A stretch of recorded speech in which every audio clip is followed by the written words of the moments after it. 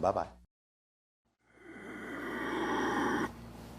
I'm going to say good day to you this day of your time. How are you all?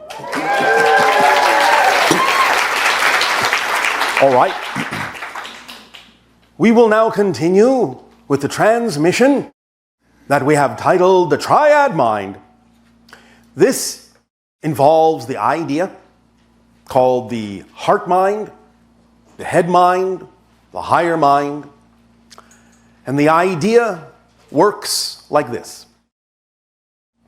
The higher mind gives off a frequency, a vibration, that is, while in a sense flowing through the physical head mind to some degree, creates the greater resonance in the heart mind. First, the heart and the higher mind are tuned to each other in a very particular way, so that when vibrations radiate from the higher mind, the heart mind returns that resonance in a relatively pure way. It is the organ in the body that actually resonates the frequency of the higher mind in physical terms, in biological terms. Once the heart then gives off its reflected vibration from the higher mind, the head mind picks up on this, but the head mind also filters this through its belief system, and then creates its own resonance, which will radiate to both the heart mind and the higher mind, and the heart mind and higher mind will then pick up on whatever difference there may be in vibrational frequency between what has filtered through the head mind as compared to what originated from the higher mind and the heart mind. So it is a kind of a check and balance system that allows for course correction, allows for balancing, as the head mind involves itself in investigating its belief systems and begins to let go of those beliefs that are out of alignment with the vibration that it's getting from the heart mind and the higher mind, and becomes a more transparent conductor, if you will, then it begins to resonate on a much more similar frequency to first the heart mind, and so the person, the physical person, begins to function more holistically between the head and the heart. And then in combination, they collectively give off a new harmonic that resonates back to the higher mind, so the higher mind again can gauge how compatible or not that vibration is relative to the fundamental frequency of the individual as a whole. Now, we have talked about the idea of how important it is to follow the instruction manual and do the initial three-part formula of acting on your passion to the best that you are able, with no particular insistence on the outcome. This correlates directly to this heart-mind, head-mind, higher-mind system. For as you see in general in the diagrams that you have been handed, the idea of the heart-mind represents acting on your passion. The idea of the head mind represents your ability to do this to the best that you are able. The higher mind represents the trust you have in the higher mind's ability to bring you what you need without insisting on the idea of what the physical mind or head mind thinks it should be.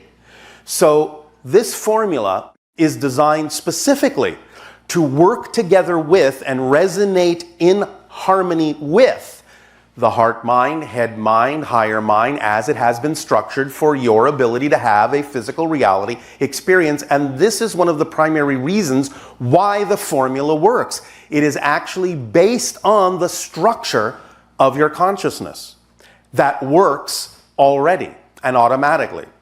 So when you come from the heart mind and act on your passion, that is the idea of that emotional energy that drives things into manifestation, that moves you forward and becomes the driving engine of your life, that passion, that excitement.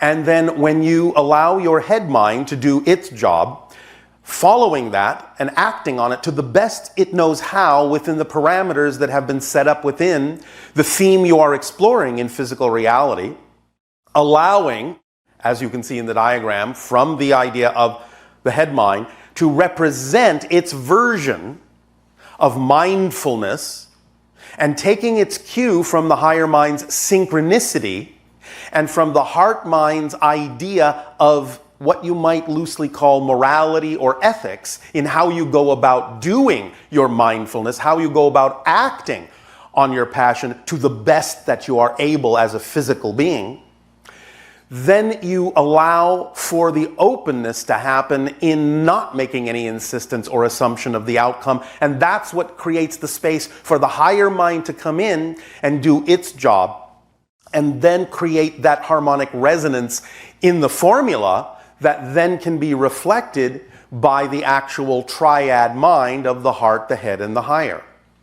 So the system is designed to work and amplify itself back and forth, gaining momentum, gaining energy, magnifying its ability to function, and creates a kind of an amplifying feedback loop.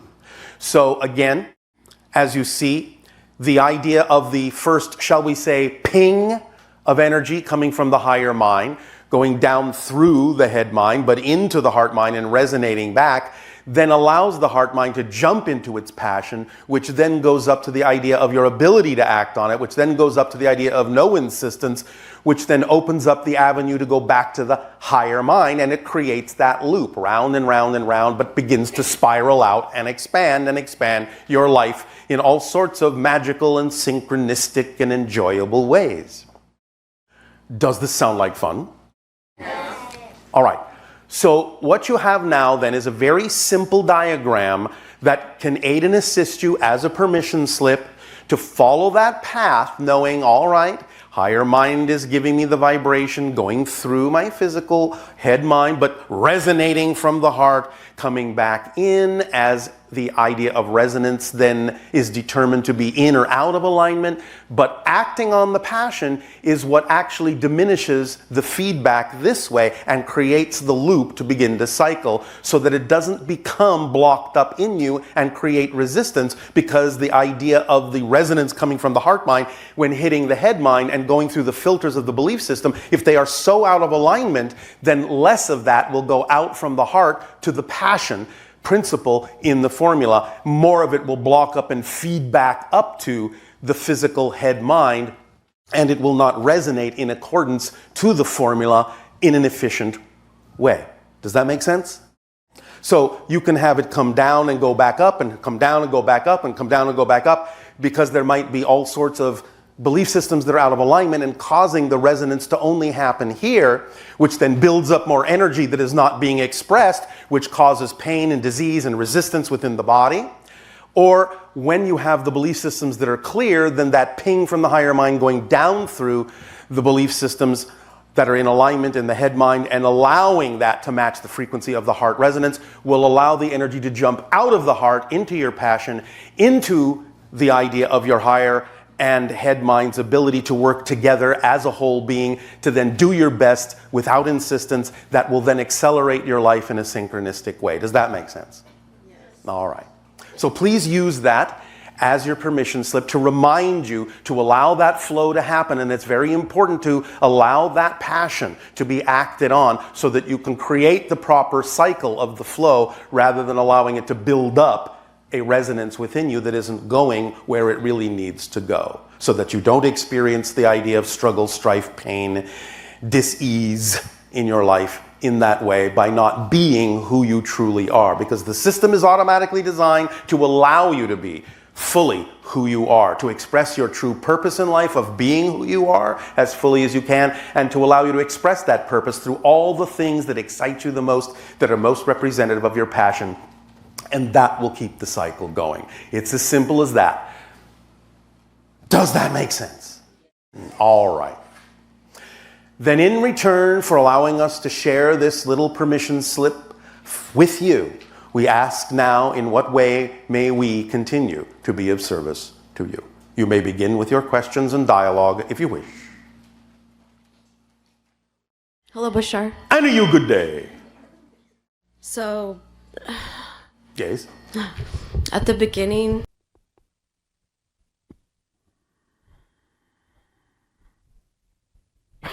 But I don't say good day to you this day of your time. How are you all? All right.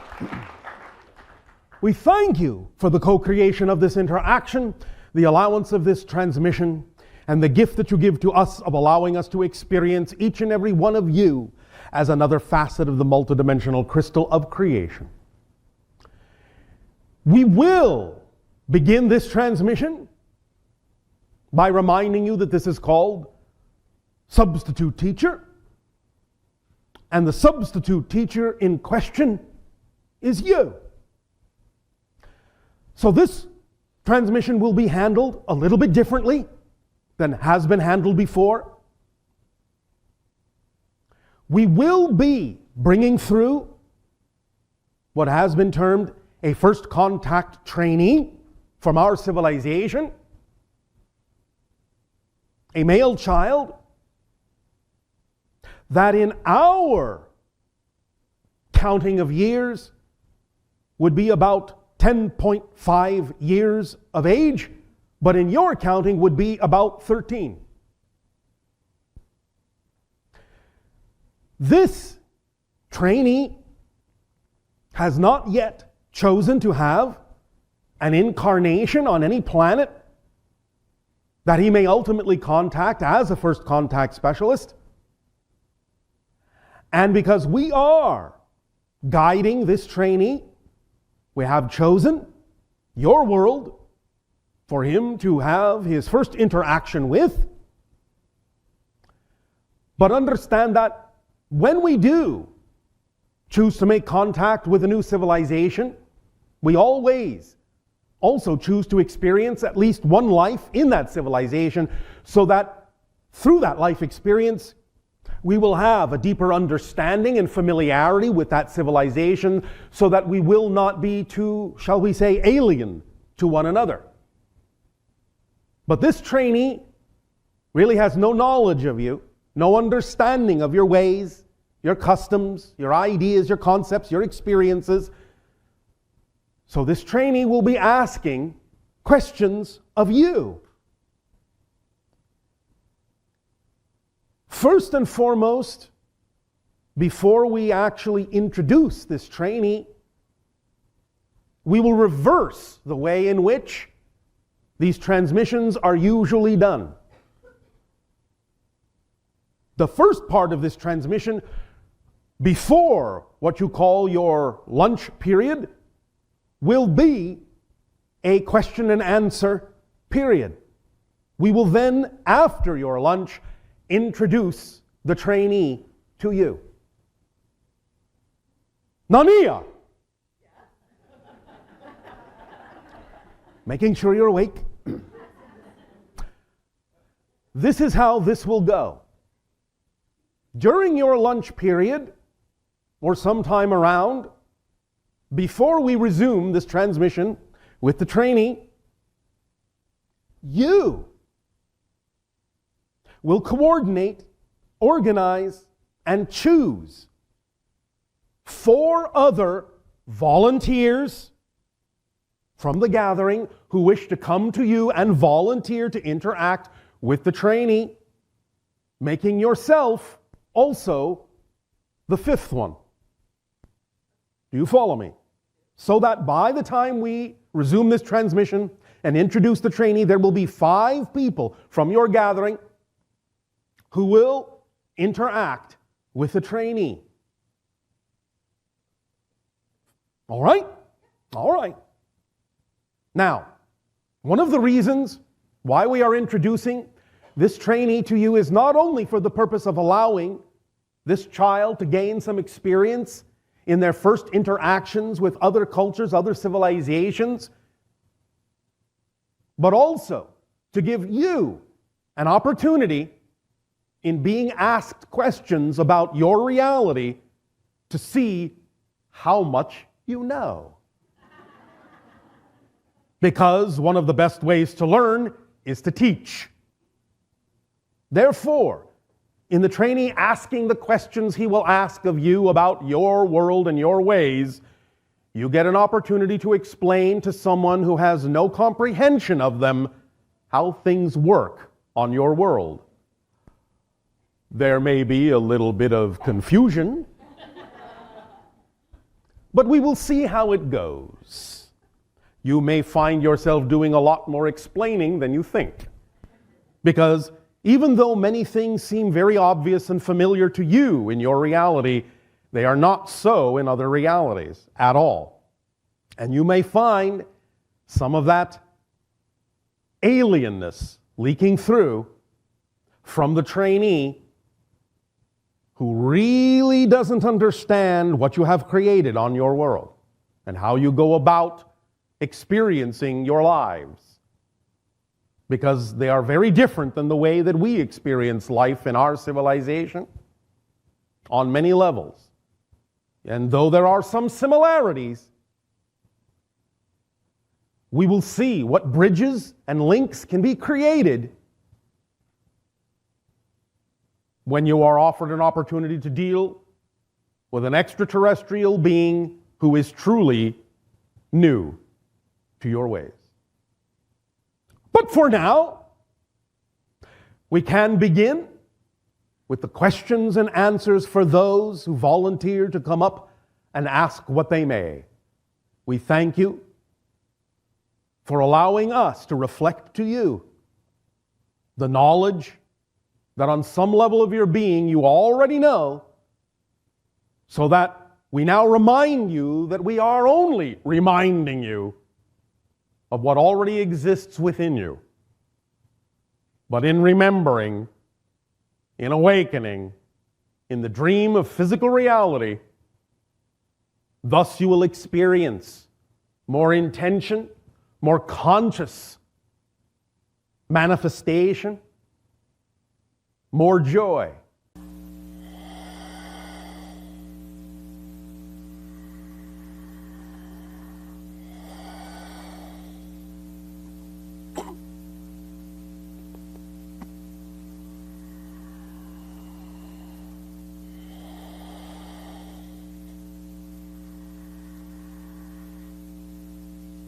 Let us say good day to you this day of your time. How are you all?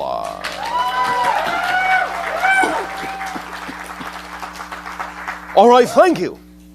Once again, we thank each and every one of you individually and all of you together collectively for the co-creation of this interaction and for allowing this transmission into your reality.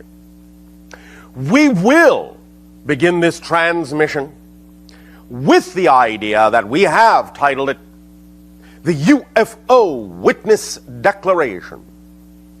This is, in many ways now, one of the first steps that will be taken with respect to our ability as a civilization, initiating first contact with your civilization, to be capable of being a little bit more involved, just a little bit, in what you might call your political arena, social arena.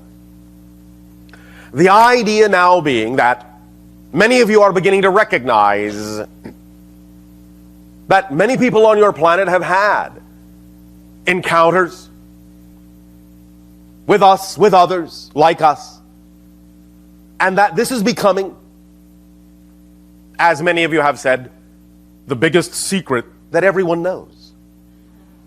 Thus then, it is now timing in your collective consciousness, in your acceleration, to begin to put forth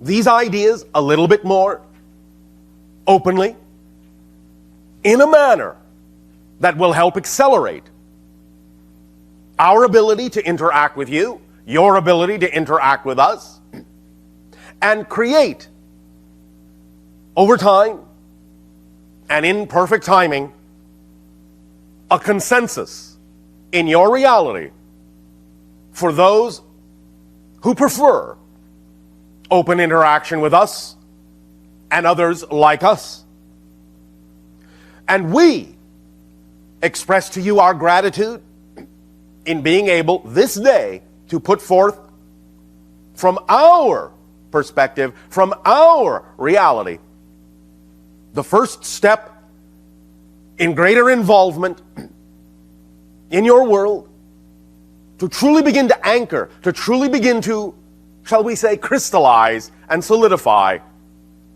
the new third reality we are creating together. And the way in which we will now begin to do this is through this declaration, which we will first ask Nania to read out loud. Be clear